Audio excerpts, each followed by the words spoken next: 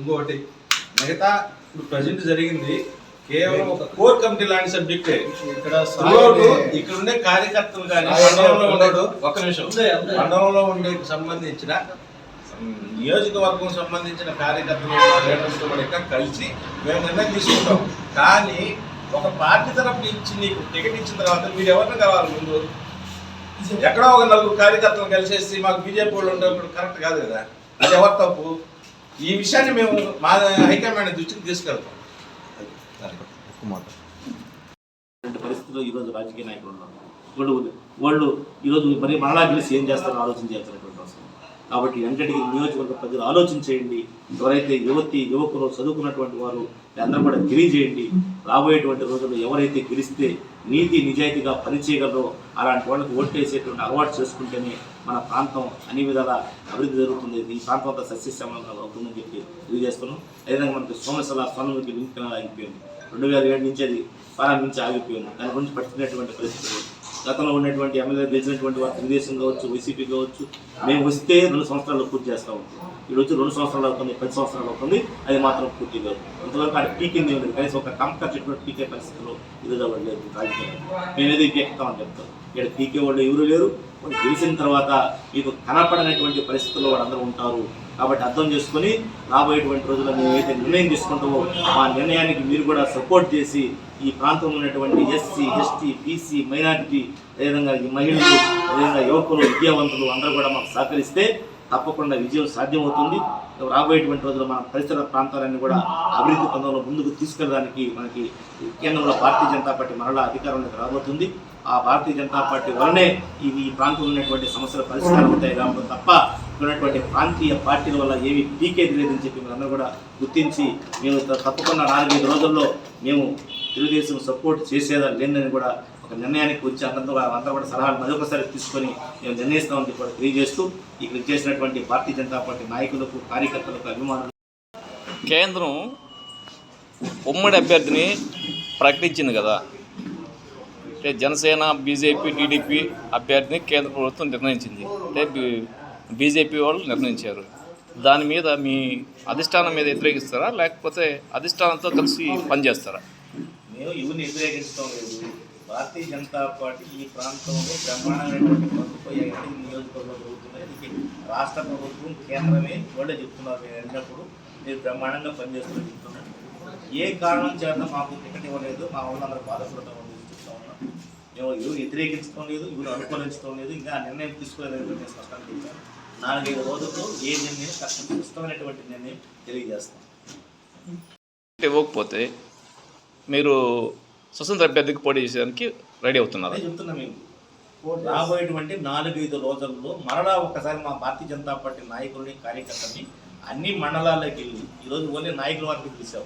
ఎంతోమంది, కొన్ని వేల మంది కార్యకర్తలు ఉన్నారు. భారతీయ జనతా పార్టీ ఈరోజు సర్వసాధారణంగా లేదు.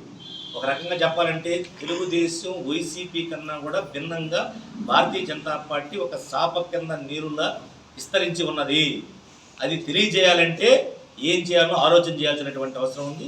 ఆ ఆలోచన కూడా 4-5 రోజులు మేము అన్ని మండలాల్లో తిరిగి మా యొక్క నాయకులు, కార్యకర్తల యొక్క అభిప్రాయాలు తీసుకొని ఒక నిర్ణయానికి వస్తాం. ఆ నిర్ణయం ప్రకారమే అందరూ కట్టుబడి ఉంటామని చెప్పి కూడా మా వాళ్ళందరూ కూడా తెలియజేశారు. ఉద్దేశం ఏంటంటే మన భారతీయ జనతా పార్టీ రాష్ట్ర వ్యాప్తంగా పొద్దుల భాగంగా 10 మంది సీట్లు కేటాయించారు. కొందరికి ఇవ్వలేకపోయామని చెప్పారు. కానీ ప్రజాపోరు 1లో రాష్ట్రంలోనే నెంబర్ 1గా మనకి వెంకటగిరి నియోజకవర్గం వచ్చిన దీన్ని దృష్టిలో పెట్టుకోలేదనే మా బాధ. ఇంకొక విషయం ఏంటంటే గౌరవ డాక్టరేట్ కూడా ఇచ్చారు ఆయనకి. ఈరోజు సగర్వంగా చెప్తున్నాం మనం. Young dynamic leader. ఈరోజు కురుకొండ రామకృష్ణ అయితే కనీసం ఆ వార్డుకు వాళ్ళంటే మోటార్ బైక్లో దట్టు ఉండాలా, అమ్మాయికి అయితే ఇద్దరు డ్రైవర్లు ఉండాలా, అదే ఆయనకైతే 1 మనిషి ఒకటే చాలు, ఒక మోటార్ బైక్ ఉండాలి. ఇది దృష్టిలో పెట్టుకోండి. మెయిన్ పాయింట్ అదే. అసంతృప్తి అయితే అంత సహజమే. కానీ సమర్థవంతమైన నాయకుడికి ఇచ్చినప్పుడే సమర్థంగా గెలుస్తాము. ఈ వెంకటగిరిలో ఏ రోజైతే బీజేపీ పార్టీ చిత్తులో మన భారతీయ జనతా పార్టీ వెంకయ్య నాయుడు గారు కావచ్చు, మోడీ గారు, అమిత్ షా గారు కావచ్చు నిధులు వచ్చి ఈరోజు మొత్తం పెట్టి 2019లో ఓటమి చెందిన తర్వాత అంటే నాకు తెలిసి మళ్ళా డ్రాయింగ్ స్టార్ట్ చేశారు. ఎంత వ్యక్తికి మళ్ళా ఎగ్జామ్ రాస్తాడు. ఆ టైంలో ప్రిపేర్ అయ్యి 4 సంవత్సరాలు చేస్తాడు. ఇప్పుడు వచ్చిన ఫారం సన్నాసులందరూ కూడా గత 3 నెలల నుంచి వస్తున్నారు. ఈయన మాత్రం ఇప్పుడుండే వ్యక్తులను చెప్తున్నాను. గత 4 సంవత్సరాల నుంచి ఆవేదన పోరాటం చేస్తున్నాడు. కార్యకర్తల్ని ఉదయాన్నే 4:30-5 గంటలకి నిద్రలేకపోతున్నాడు. ఆయన రాత్రి 11 పోతున్నాడు. ఏ రోజు కూడా అన్నం తిని పాపాలు కూడా పోలేదు ఆయన. అందరికి తెలుసు ఆ బాధ. తెల్లారి బిడ్డలు కూడా వదిలేసి అవన్నీ కష్టపడ్డాడు. కానీ మాకు ఒక అవకాశం ఇస్తే ఈరోజు ఎంగడిగిరిలో మనం ధర్నా చేసేదానికి కూడా మేము సంయుక్తంగా ఉన్నాం. కానీ ఆయన మీద వదిలేసాం.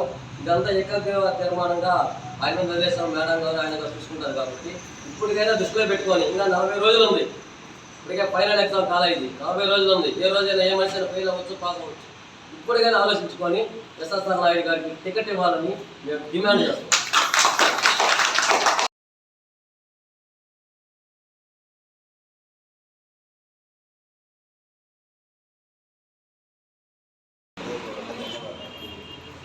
బీజేపీ పార్టీ అనేది భారతీయ జనతా పార్టీ. పార్టీ అనేది నేషనల్ వైడ్గా చాలా గొప్ప స్థాయి సంపాదించిన పార్టీని కొంతమంది ప్రాంతీయ పార్టీని విమర్శిస్తున్నారు. దీనికి నేను చాలా ఖండిస్తున్నాను. ప్రతిదీ మన భారతదేశంలో కేంద్రం నుంచి వచ్చే నిధులు 80% అయితే వాటిని 20% మామూలుగా రాష్ట్రం 80% దిగుమతి చేస్తూ మా భారతీయ జనతా పార్టీని చాలా చులకనంగా విమర్శిస్తున్నారు. దీన్ని నేను చాలా ఖండిస్తున్నాను. ఎందుకంటే భారతీయ జనతా పార్టీ అనేది కేంద్రంకి సంబంధించింది. కేంద్రం ద్వారా వచ్చే నిధుల వల్లే మన యొక్క వెంకటగిరి నియోజకవర్గం అభివృద్ధి చెందుతుంది. దానికి తగ్గ సమర్థుడు మా ఎస్ఎస్ఆర్ నాయుడు మాత్రం. ఆయన కానీ గెలిపించినట్లయితే అన్ని సభ్యంగా జరుగుతాయి. ఎందుకంటే ప్రజల్లో మంచి బీజేపీ మీద మంచి అవగాహన ఉంది. కానీ ఆ పార్టీనే కించపరిచే విధంగా ప్రాంతీయ పార్టీని మాట్లాడుతున్నాయి. ఇది మేము ఏమాత్రం సహించాం. కానీ మా యొక్క భారతీయ జనతా పార్టీ సత్తా ఏందని మేము ఖచ్చితంగా నిరూపించి మేము మా ఎస్ఎస్ఆర్ నాయుడిని గెలిపించుకుంటాం.